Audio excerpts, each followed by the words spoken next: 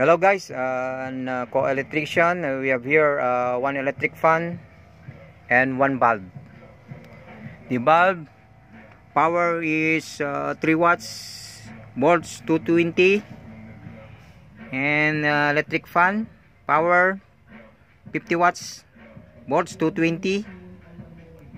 So what will happen if we connect in series connection? So here is the series connection. One line of the wire of the electric fan will connect to the wire of bulb, and the other is connected to the line 1 of the plug, line 1. The other one is line 2 of the electric fan is connected to line 2 of the plug. So what will happen if in series connection? So we have to plug in 220 volts. So this electric fan we have to on. So what will happen? So the 3 watts is already light. So but the electric fan is not rotating the fan. What happened in series connection? So what is your comment, guys, co-electrician?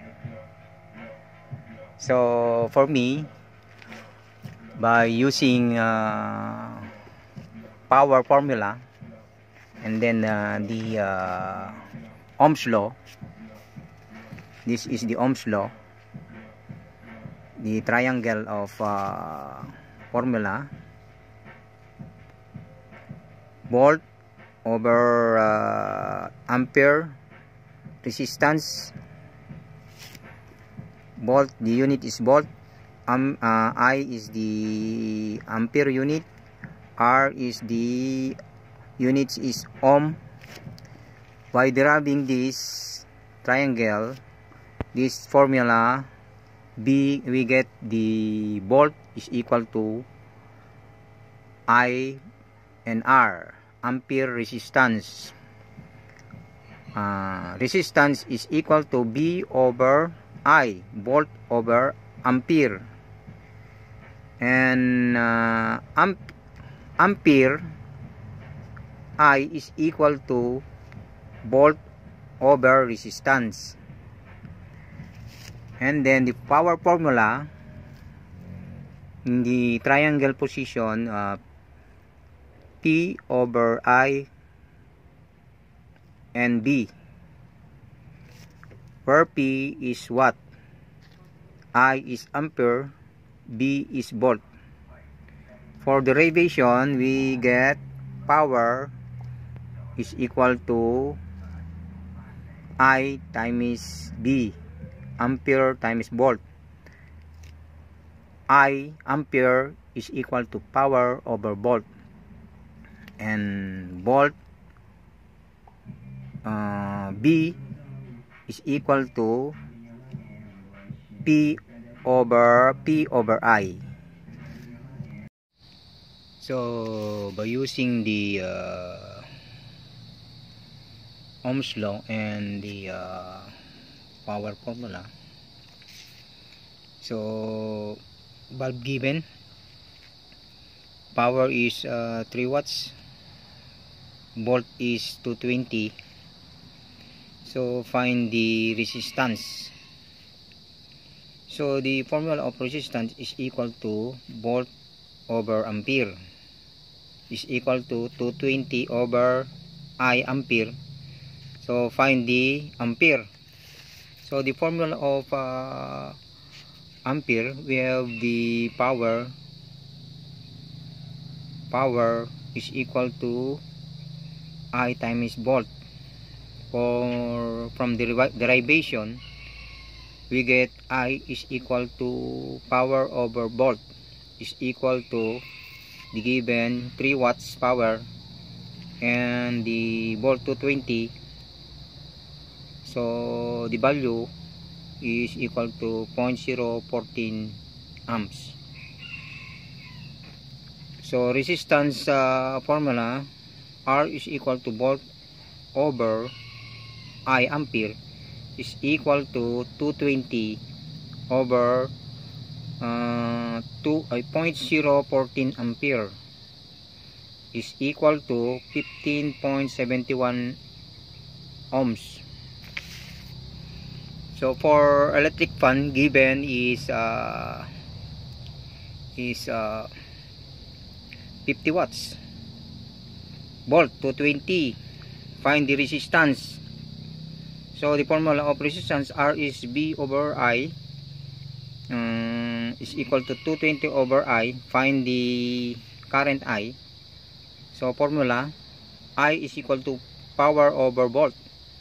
So power is, the power of electric fan is 50 watts over 220.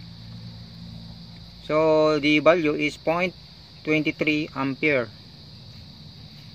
So for computation of resistance, R is equal to 220 over 0.23 ampere is equal to 956 ohms.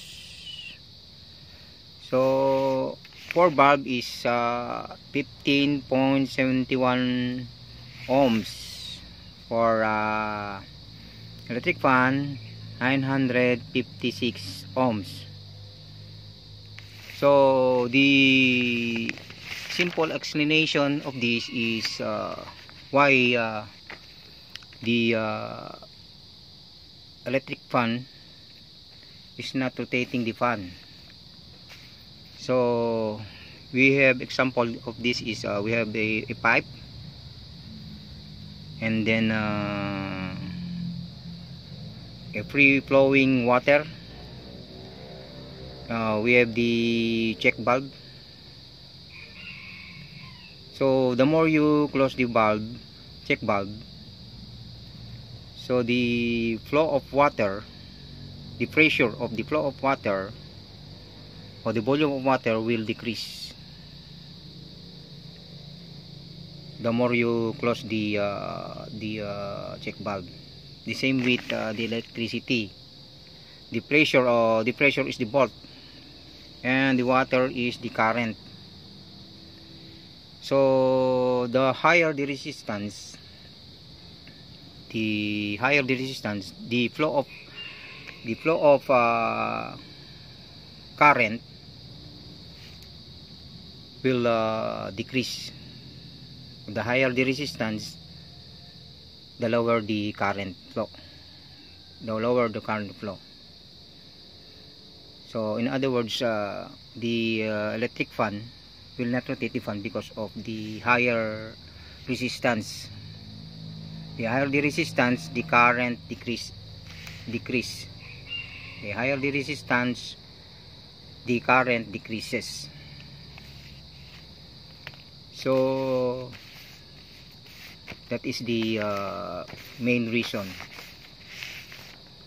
why the electric fan is not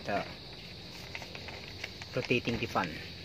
So guys, any comment, suggestion, ka-electrician? Okay guys, ka-electrician, okay, thank you very much. Thank you for watching.